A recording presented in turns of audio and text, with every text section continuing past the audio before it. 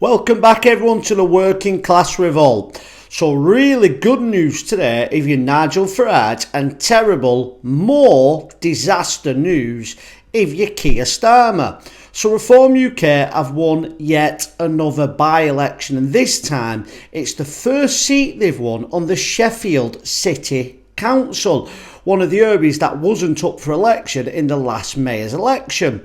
Now, historically, this should be an area that Reform UK shouldn't be winning, but like so many areas up and down the country, Reform UK are showing that they can win in Liberal Democrat areas, Conservative areas, Labour areas, even coming close in places like Scotland that historically a Farage party couldn't get barely any votes.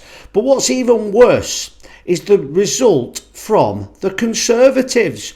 Usually when one of the two big parties in government is doing so poorly, like Keir Starmer's doing, you would see the main opposition, in this case the Conservatives, capitalising on it and winning by-elections in areas that it probably shouldn't win either. So let's take a look at the results.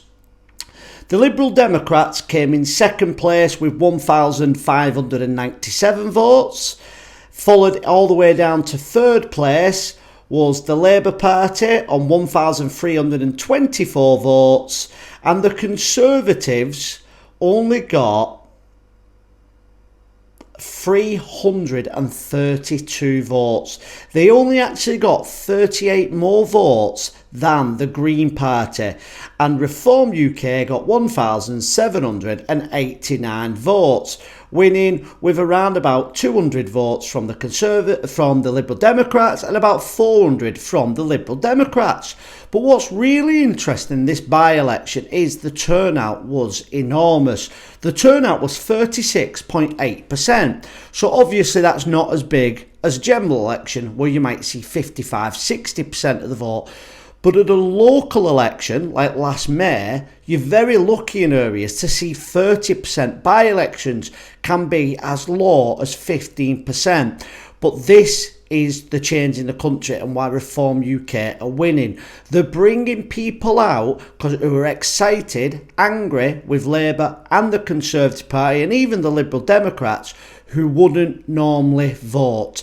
This election probably has between 10 and 15% extra turnout than what it should have had.